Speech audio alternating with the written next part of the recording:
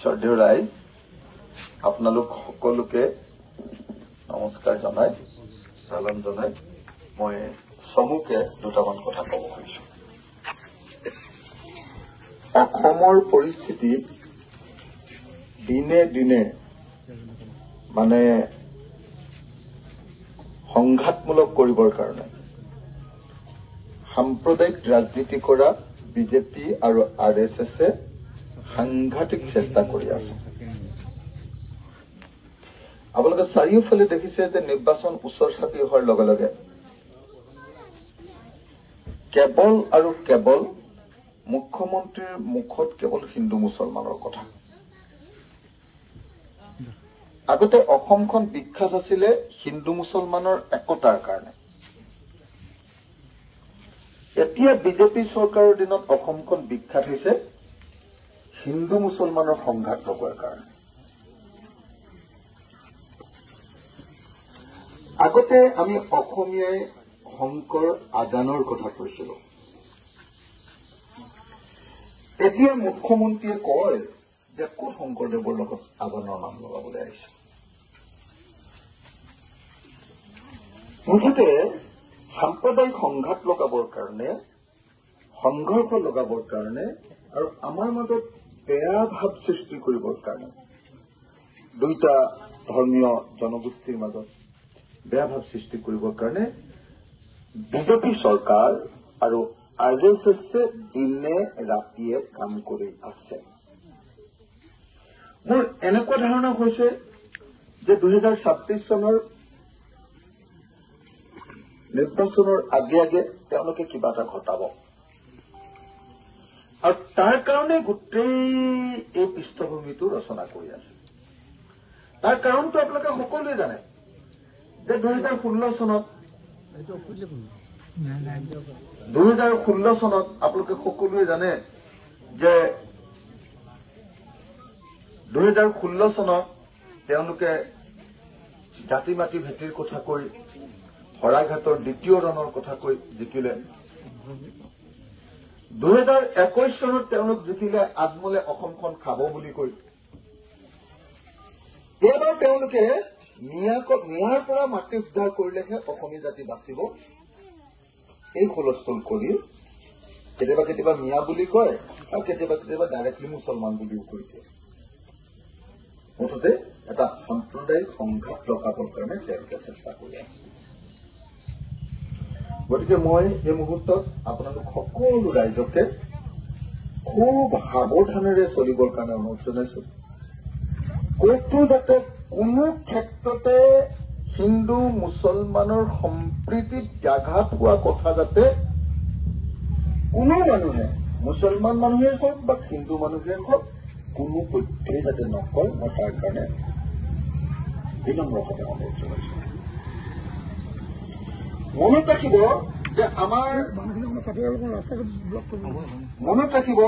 যে আমাৰ হাতামপুৰুষীয়া যিটো একতা, সাম্প্ৰদায়িক সম্প্ৰীতি, মাত্ৰ এটা সৰু ঘটনাই জীৱনৰ কাৰণে নাইকিয়া কৰি পেলাব পাৰে।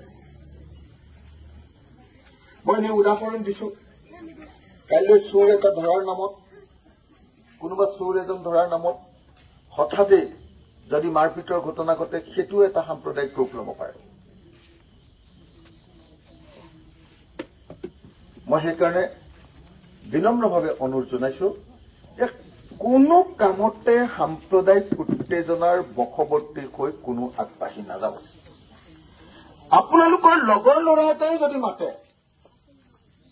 যে আমুকটো হৈছে আচম, সেইটোতো আপোনালোকে 100 বাৰ ভাবিহে যাব। কাজিয়া লাগিম বুলি নাযাব, ল'ৰাটোক বচাবলৈহে যাব অকল।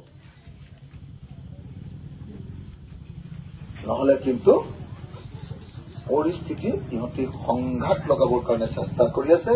আৰু মই বেলেগ কথা নাজানো, উজনি অসমৰ শিৱসাগৰ বিধানসভা সমষ্টিটো ইমান এটা চেঞ্চিটিভ সমষ্টি নহয়। ইয়াত হিন্দু, এই ঘৰত হিন্দু, এই ঘৰ মুছলমান, আকৌ হিন্দু, আকৌ মুছলমান। আমি ইমান ওচৰে পাজৰে বসবাস কৰিছো, একদিন কাজিয়া হলে বহুত লোকচান হৈ যাব আমাৰ। সেইকাৰণে মই বিনম্ৰভাৱে সকলোকে হাতযোৰ কৰি আপোনালোকক কবলৈ আহিছো যে বিজেপি RSSে সংঘাত লগাব খুজিছে আৰু আমাৰ কামটো হ'ল কোনো পক্ষে সংঘাত লগাবলৈ নিদিয়াকে অসমখন ৰখাব। আমাৰ কোনো কথা আৰু কামৰ দ্বাৰা উত্তেজনাৰ বশৱৰ্তী হয় মানুহবিলাক পটককে উত্তেজিত হৈ যায় নহয়, সৰু কথা এটাক লৈ এনেই ডাঙৰ হৈ যায় কাজিয়া। কোনো কথাক লৈ যাতে সাম্প্ৰদায়িক উত্তেজনাৰ সৃষ্টি হ'ব নোৱাৰে তাৰ কাৰণে মই প্ৰত্যেকজন নাগৰিকক বিনম্ৰভাৱে আহ্বান জনাইছো। হিন্দুসকলকো আহ্বান জনাইছো, মুছলমানসকলকো আহ্বান জনাইছো। আগতে অসমীয়া মানুহে হিন্দু মুছলমান বুলি নকৈছিলে, অসমীয়া মানুহ মানে অসমীয়া আছিলে। এতিয়াতো ইহঁতে গোটেই মানুহক হিন্দু মুছলমান কৰি দিলে। তো সেইকাৰণে বহুত গণ্ডগোল হৈ গ'ল। তথাপি আমি 26 চনত যেনে তেনে এই চৰকাৰখনক গিৰাব লাগিব। আপোনালোকে জানেনে নাই নাজানো, মই 26 অক্টোবৰ 2024 তাৰিখৰ পৰা ঘৰলৈ যোৱা নাই। এই বিজেপি চৰকাৰক হৰুৱাইহে 2026 চনৰ ইলেকশ্যনত তাৰ পাছতহে ঘৰলৈ যাম বুলি সিদ্ধান্ত লৈ থৈছো। তাৰ কাৰণে উজনি নামনি মই সকলোতে কাম কৰি আছো। বৰাক উপত্যকালৈ গৈছো, পাহাৰলৈ গৈছো, চবতে এটাই কথা কৈছো, যদি হিন্দু মুছলমানৰ কাজিয়া লাগে বিজেপিক ভোট দিয়া, যদি বস্তুৰ দাম বঢ়াব লাগে তেতিয়াহ'লে বিজেপিক ভোট দিয়া, যদি ব্যৱসায় ধ্বংস কৰিব লাগে সকলোকে সুধি চাওক, মাৰোৱাৰী ব্যৱসায়ী এজনকো সুধি চাওক, যদি ব্যৱসায় ধ্বংস কৰিব লাগে তেতিয়াহ'লে মেইন কামটো হ'ল যে আপোনালোকে বিজেপিক ভোট দিয়ক। একদম ব্যৱসায় চবৰে দাম। চৰকাৰী চাকৰিয়াল এজনক সুধি চাওক যে বিজেপি চৰকাৰৰ দিনত কাম কৰি তেওঁলোকে ভাল পাইছে নে বেয়া পাইছে। মুখ্যমন্ত্ৰীয়ে মাজতে কৈছিলে যে মই জানো আমাৰ মানুহকেইটা, ঐ বৰালি, মই কৈ আছিলো, কোনটো কৈ আছিলো, বস্তুৰ দাম আৰু চাকৰিয়াল বিলাকৰ ক্ষেত্ৰত কি হৈছে, সব চাকৰিয়ালক আপুনি সুধি চাওক, কোনো চাকৰিয়ালে বিজেপি চৰকাৰখনক ভাল নাপায়। ভাল পাব কেনেকে? বিজেপি চৰকাৰ আজিয়ে চাকৰিয়াল বিলাকৰ পেঞ্চনটোকে বন্ধ কৰি দিলে। 2005 চনৰ পাছত জইন কৰা কোনো চাকৰিয়ালে যে পেঞ্চন নাপায় আপোনালোকে জানেনে নাই? বৰবাদ কৰি দিলে। নিউ পেঞ্চন স্কিম বুলি কৈ এতিয়া পেঞ্চন যিবিলাকে পাইছে, পেঞ্চন পোৱা মানুহবিলাকে 300 টকা পেঞ্চন, 500 টকা পেঞ্চন এনেকেহে পাইছে। এতিয়া দৰমহা 1 লাখ টকা পাই আহিছিলে, পেঞ্চন পাইছে 1500 টকা। আগতে পাইছিলে 50,000 টকা, এতিয়া পায় 1500 টকা। পেঞ্চন নাইকিয়া কৰিছে, ব্যৱসায় ধ্বংস কৰিছে। বেপাৰীবিলাকক চবকে গোটক আপুনি। আগতে মাৰোৱাৰী মানুহবিলাকে বিৰাট ফূৰ্তি, বিজেপি আনিব লাগে, বিজেপি আনিব লাগে, আমাৰ হিন্দু দল হয়, হিন্দু দল। এতিয়া মই মাৰোৱাৰীবিলাকক সোধো, এই তহঁতৰ ব্যৱসায় কেনেকুৱা চলিছে, তাৰ বৰবাদ কৰি দিয়া নেকি, ভাল লাগিছে নে এতিয়া? ব্যৱসায় বেয়া, বস্তুৰ দাম বাঢ়িলে, হিন্দু মুছলমানৰ কাজিয়া, চৰকাৰী চাকৰিয়ালবিলাক থাকিব নোৱাৰা হ'ল। ক'তো কাম কি কৰিছে? মই দুটা কামেই দেখিছো দেই, মিছা কৈ লাভ নাই। বিজেপি চৰকাৰৰ দিনত গুৱাহাটীত মই খুব অভাৰব্ৰিজ দেখিছো, ধুনীয়া ধুনীয়া উৰণীয়া সেতু কিছুমান দেখিছো, আৰু 2 নম্বৰ গাঁৱত অৰুণোদয় আঁচনিৰ অধীনত মহিলাসকলক এই পইচাটো 1250 টকা দিছিলে।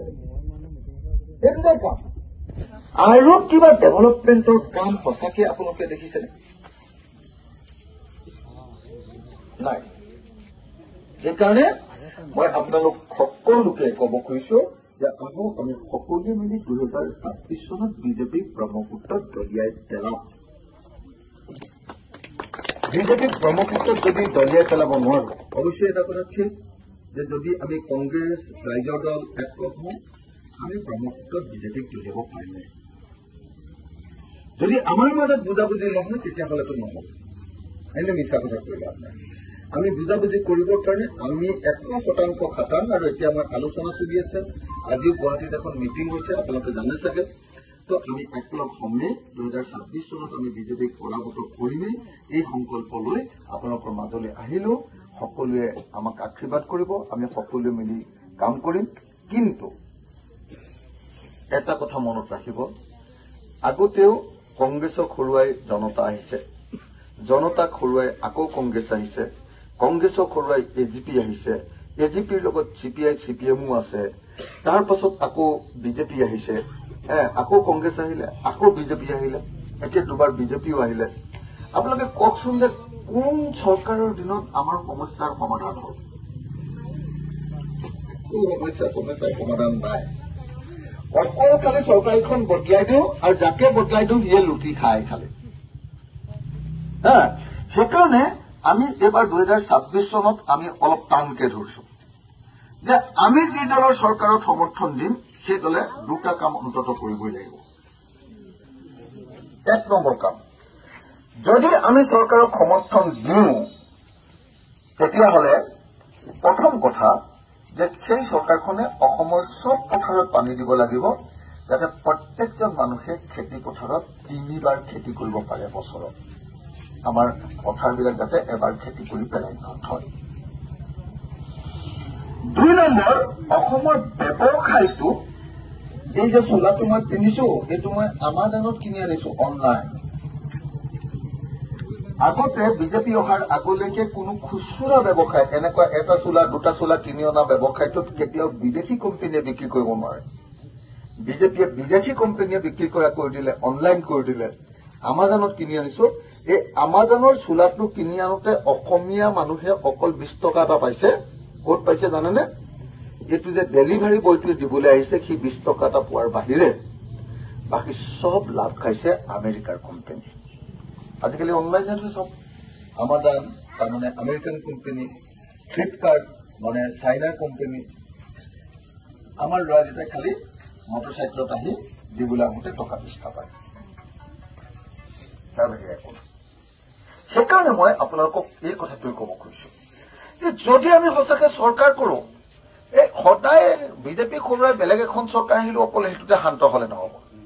যিখন চৰকাৰ আহিব সেই চৰকাৰখনে অসমৰ পথাৰত পানী যোগান দিব লাগিব, অসমৰ মানুহৰ কাৰণে ব্যৱসায়খিনি উলিয়াই দিব লাগিব, আৰু অসমৰ প্ৰত্যেকজন পুৰুষ আৰু মহিলাই যাতে চাকৰি পায়, কাম পায়, তাৰ কাৰণে গাঁৱে গাঁৱে সৰু সৰু ইণ্ডাষ্ট্ৰী খুলি প্ৰত্যেকজন মানুহকে নিবনুৱাকে কাম দিয়াৰ ব্যৱস্থা কৰিব লাগিব, যাতে এজন মানুহে অকল মিস্ত্ৰীৰ লগত যোগালী কৰি খাব নালাগে বা বেংগলোৰ, চেন্নাই বা কেৰালাত গৈ অকল চিকিউৰিটি গাৰ্ড কৰিব নালাগে। অসমৰ মানুহে হিন্দু মুছলমান সকলোৱে যাতে কাম পাই ভালকে জীয়াই থাকিব পাৰে, তেনেকুৱা এখন অসম বনাবৰ কাৰণে আমি সংকল্প ল'ব লাগে। মই সেইকাৰণে আপোনালোকক কৈছো, যিদিনাই মই অসম চৰকাৰত সোমাম আপোনালোকে নিজে দেখিবলৈ পাব যে অসমত সেইদিনাৰ পৰা আচল পৰিৱৰ্তন আৰম্ভ কৰিবলৈ দিম। যিদিনাই মই চৰকাৰত সোমাম সেইদিনাৰ পৰা পথাৰত পানী পাব লাগিব। যিদিনাই মই চৰকাৰত সোমাম সেইদিনাৰ পৰা অসমত ব্যৱসায়বিলাক অসমৰ মানুহৰ হাতলৈ অহা আৰম্ভ হ'ব লাগিব। যিদিনাই মই চৰকাৰত সোমাম সেইদিনাৰ পৰা গাঁৱে গাঁৱে সৰু সৰু ইণ্ডাষ্ট্ৰী য'ত আমাৰ মানুহে এমাহত কাম কৰি টকা 30,000 ইনকাম কৰিব পাৰে। প্ৰত্যেক মায়ে কৰিলেও 30,000, দেউতাই কৰিলেও 30,000 মিনিমাম চলিব পৰা। তো এনেকুৱা এখন অসম বনাবৰ কাৰণে আমি সকলোৱে কাম কৰিব লাগিব। মই আপোনালোক সকলোকে অনুৰোধ জনাইছো। এতিয়া মোক মই সুধিছিলো যে ৰাজহুৱা কাম কি আছে, মোক